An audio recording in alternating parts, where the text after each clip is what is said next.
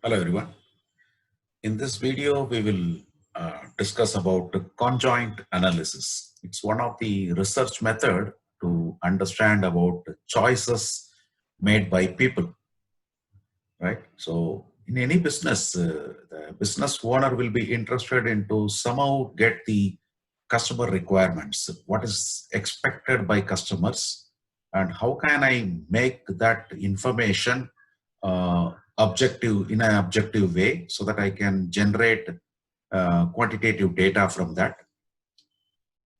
So conjoint analysis basically helps in doing that, basically to come out with some understanding of customers' choices, etc.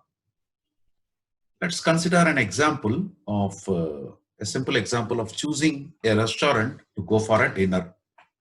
So let's assume that there are three different types of food which we can choose. One is South Indian, another one is North Indian, the third one is Chinese.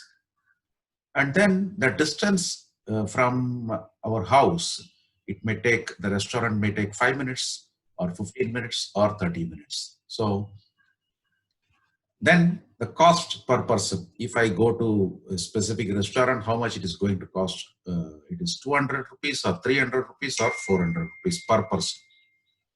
Then how much the liking will be about our partner.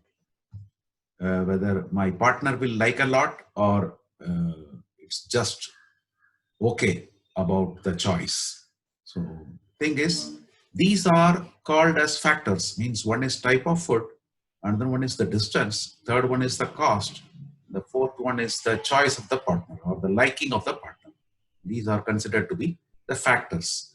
Then under each factors there are levels. In this, for example, in the type of food, you have three levels or three choices: South Indian, North Indian, Chinese.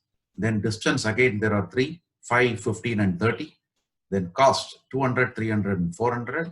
And the partner's liking maybe a lot, likes a lot or just okay with it, right? So these are the factors available and these are the levels against each factors available. So how important are these factors to us or to you? Which of the factors are very important? Type of food, distance, typical cost, and then the partner's liking. So one of the possible restaurant may be South Indian, 30 minutes from your house and typically 200 per person, and the partner's liking may be just okay. Another choice, maybe another possible restaurant, maybe Chinese, 5 minutes from our house, typically rupees 400 per person it is going to cost, and the partner's liking will be a lot. Right? Now, these two choices can be compared like this, and the question is which one you choose now. So if you have the first one, that is South Indian, 30 minutes distance, 200 rupees is the cost per person, and partner's choice is just okay, comparing with the other choice of Chinese restaurant, which is 5 minutes from our house, and typically it is going to cost rupees 400 per person, and the partner's liking may be a lot. Now, if we look into the initial thing, like you have three types of food. So here you have three choices. Distance is again, there are three. Cost is again three. And then partner's liking maybe two. So 3, 3, 3, and then 2. So totally we have, or theoretically we have this many choices, 3 into 3 into 3 into 2, which makes or which leads to 54 possible combinations. 3 3s are 9, and then 9 3s are 27. 27 into 2 is 54. Now, using this conjoint analysis, we can it will pick from these 54 possible combinations. You pick some small subset of combinations.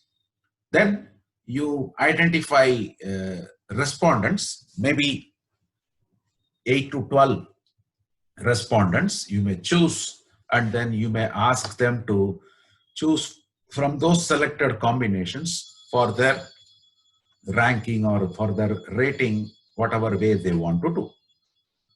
Then ask the respondents which alternative they prefer in each of the set, and based on their answers, we can able to figure out which attribute is more important or which attribute is least important, and which levels within each attribute are preferred, and how much that is possible in conjoint analysis. So in our subsequent video, we will see how do we really do this conjoint analysis by taking some numerical example. Till then, take care. See you all. Thank you.